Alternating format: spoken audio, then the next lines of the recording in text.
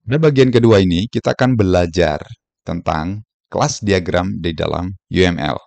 Topik ini mengulas tentang bagaimana kita memodelkan sebuah kelas di dalam bahasa UML. Yang pertama, kita akan mempelajari satu konsep ini. Paling dasar adalah tentang bagaimana memodelkan sebuah kelas menggunakan UML. Kelas di dalam UML bisa kita representasikan atau bisa kita modelkan menggunakan sebuah kotak persegi panjang. Ada 3 cara untuk menuliskan kelas ini. Cara yang pertama adalah dengan menuliskan hanya nama kelasnya saja. Jika demikian, maka kita hanya perlu membuat satu bagian dari segi 4 tersebut yang difungsikan untuk menuliskan nama kelas. Cara yang kedua, kita bisa memodelkan nama kelas dan atributnya. Jika kita pakai model yang kedua ini, maka kita memiliki 2 bagian. Bagian yang pertama, paling atas, itu adalah nama kelas, dan bagian yang kedua adalah digunakan untuk menuliskan atribut yang melekat pada kelas tersebut. Cara yang ketiga, kita bisa menuliskan secara komplit, yang meliputi nama kelas tersebut, atribut-atribut yang melekat pada kelas tersebut. Kemudian kita juga bisa menuliskan operation atau function atau method pada bagian ketiga dari kelas diagram tersebut. Bagaimana cara untuk memilih? Kita akan menuliskan kelas diagram itu menggunakan cara pertama, cara kedua, atau cara ketiga. Itu bergantung pada kebutuhan sistem yang akan kita modelkan. Jika kita hanya perlu untuk memodelkan conceptual design dari sebuah sistem yang akan kita bangun, untuk melihat relasi antar objek di dalam sistem kita, untuk melihat gambaran secara umum sistem yang akan kita buat, maka kita hanya perlu untuk menggunakan tipe yang pertama, yaitu menuliskan nama kelas, kemudian nanti digambarkan dengan relasi-relasi yang menghubungkan antar kelas. Tapi jika desain yang kita buat adalah untuk membuat konsep yang lebih detail, misalnya untuk panduan seorang programmer dalam menuliskan data model, maka kita perlu untuk menampilkan atribut-atribut dan operation yang ada di dalam kelas diagram yang kita desain. Bagaimana cara menuliskan atribut di dalam kelas diagram? Di dalam penulisan atribut kelas diagram terdapat 3 bagian utama. Bagian yang pertama itu menunjukkan tipe atribut. Ada 3 tipe atribut yang bisa kita tuliskan di dalam sebuah kelas diagram. Tipe atribut pertama adalah private, dituliskan dengan notasi negatif. Tipe yang kedua adalah public, dituliskan dengan notasi plus. Tipe yang ketiga adalah protected, yang dituliskan dengan tanda sharp. Bagian kedua adalah digunakan untuk menuliskan nama atribut, misalnya nama, berat, dan lain-lain. Nah, bagian ketiga difungsikan untuk menuliskan tipe data.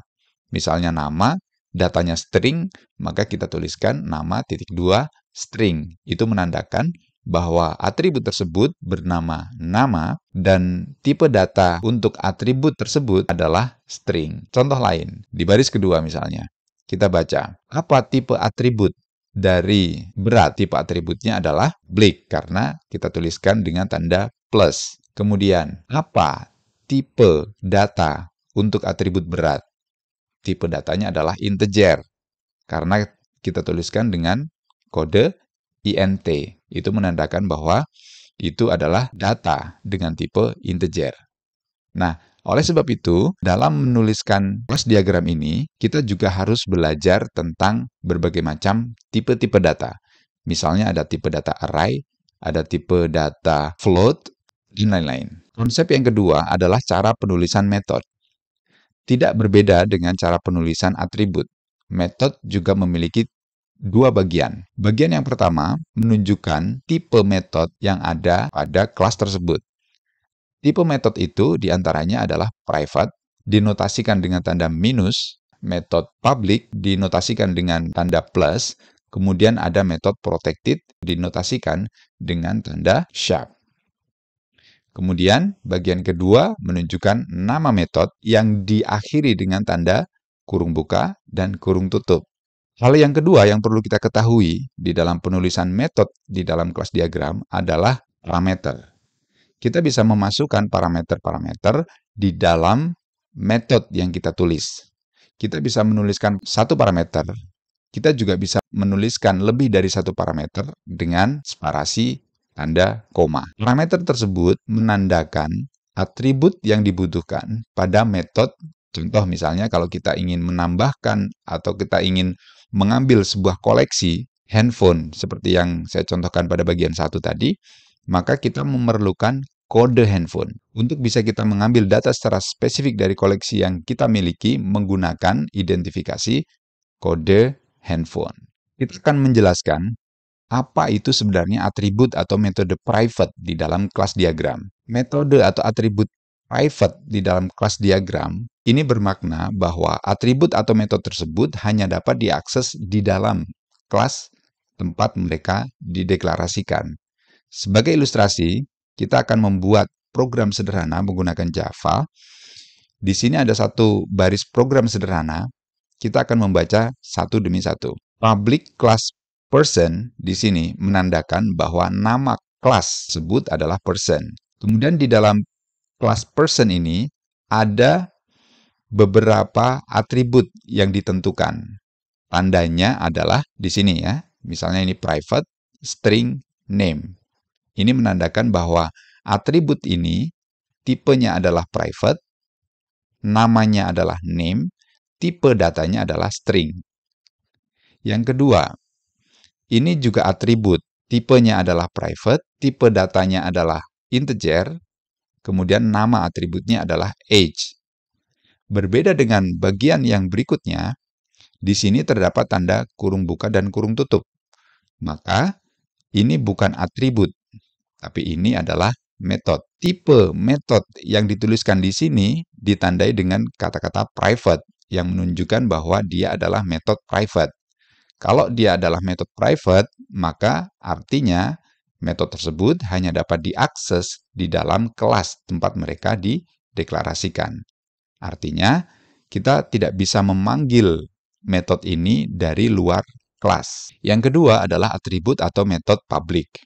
Metode public itu bermakna bahwa metode tersebut dapat diakses dari mana saja. Bagaimana menandakan bahwa metode atau atribut tersebut adalah public di dalam kelas diagram? Kita baca menggunakan contoh kode program di sini. Nama kelas dari kode program ini adalah circle. Di sini ada satu atribut dengan nama radius. Tipe atributnya adalah public. Tipe datanya adalah double. Kemudian di sini juga ada satu metode yang ditentukan di dalam kelas circle yang tipe metodenya adalah public, kemudian nama metodenya adalah calculate area. Jika dia ditentukan sebagai metode public atau atribut public, maka metode ini atau atribut yang kita tentukan ini dia bisa diakses dari luar kelas circle. Konsep secara mendetail nanti akan kita bahas di dalam cara mengimplementasikan kelas diagram di dalam sebuah pemrograman sistem informasi. Metode yang ketiga atau atribut yang ketiga adalah protected.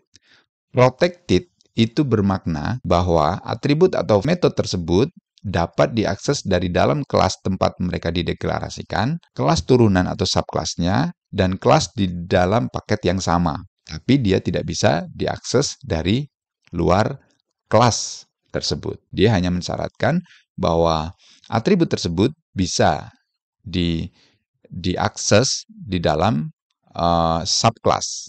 Contoh misalnya, di sini ada dua kelas. Kelas yang pertama adalah animal.